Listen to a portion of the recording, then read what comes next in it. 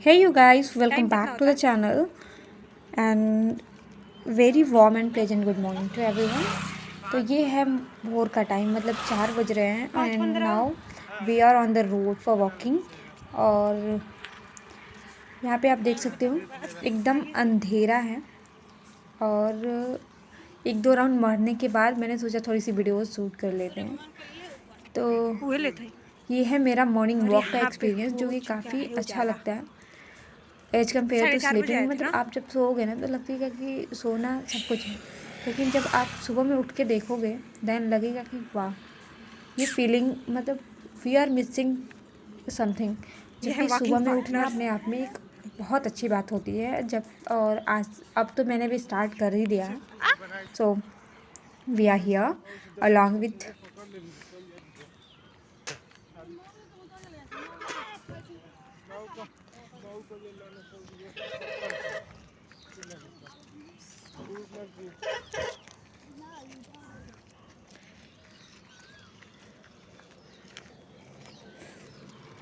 And almost कि 5 I think 6 बजने वाले हैं। बेसिकली 5:30 के करीब का टाइम हो रहा है। और आप देख सकते हो मेरे गांव का अभी हम वापस आ रहे हैं।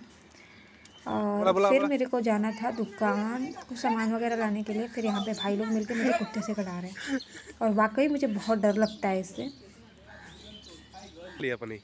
इतना बड़ा जो मुझे कुत्ता कम शेर ज़्यादा लगता है। छोड़ देना, दौड़ा देना।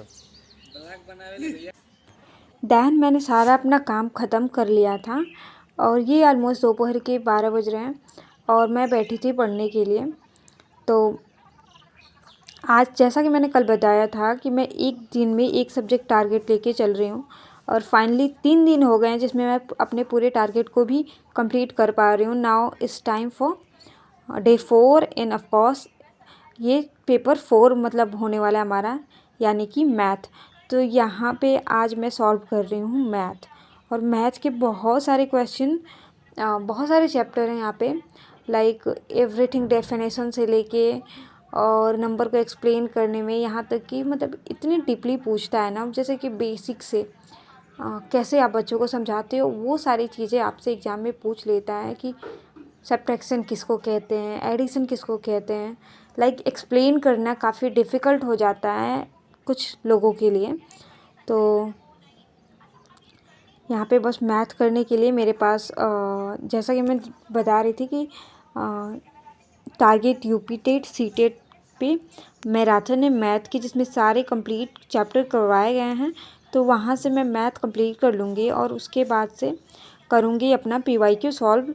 और मैं ये बताना चाहती हूँ कि डीएलएड 4th सेमेस्टर जो सबसे इम्पोर्टेंट सेमेस्टर माना जाता है और यहाँ पे सबसे ज़्यादा बैक भी लगती है। और 2 सब्जेक्ट तो एकदम 4th सेमेस्टर के लिए मतलब वो हैं कि इंग्लिश और मैथ पढ़ लो, वरना बैक तो बहुत सारे स्टूडेंट की लगती है और बैक लगने से बहुत सारी चीज़ें पीछे हो जाती हैं। तो बस कोशिश ये रहना है कि अपना नहीं लगना चाहिए। सो आप लोग अच्छे से पढ़ो और किसी का भी बैक नहीं लगेगा। तो मैथ के अभी करनी वगैरह मैं पढ़ रही थी और उसके बाद से बहुत सारे चैप्टर्स हैं इसमें, लाइक मेंसुरेशन था। एक्चुअली हुआ क्या है ना कि डीएलएड में टोटली हिंदी है और इसमें दिक्कत होती है सीबीएसई वाले स्टूडेंट्स को। मतलब आती हुई चीज़ें हम गलत कर देते हैं। साइंस में तो ऐसा ऐसा है ना कि पूछो ही मत। वो चीज़ टर्म से एकदम हम रूबरू हैं, लेकिन फिर भी हिंदी में कभी सुना नहीं है, इसकी वजह से हमें दोबारा पढ़ना पड़ रहा है।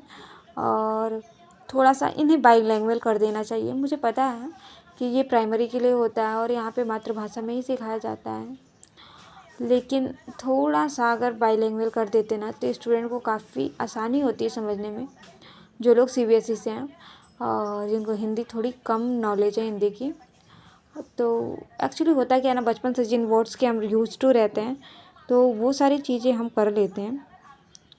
एंड बस वही सारी चीज़ें यहाँ पे चल रही है, स्टडी वगैरह। और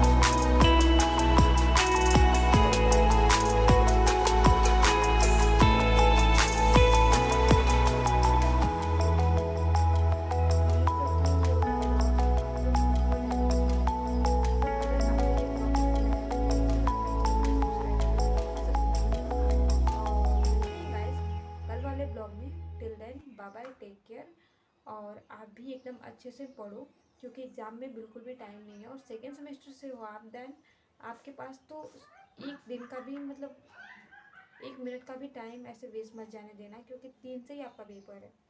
और गैप तो होता नहीं पेपर में, एक दिन में 2-3 पेपर होते हैं। देन आपको वहाँ पे कोई भी टाइम नहीं मिलने वाला है पढ़ने के लिए, ना ही रिवीजन के लिए। तो इट्स बेटर कि पहले ही अपनी सारी चीज़ें क्लियर कर लो, ताकि वहाँ पे प्रेशर ना रहे कि मेरा ये छूटा वो छूटा। वैसे स्टूडेंट की मतलब होता ही है, कितना भी पढ़ लो लगता है ये छूट गया वो छूट गया। सो मिलते हैं गाइस नेक्स्ट ब्लॉग में, तब तक के लिए बाय बाय।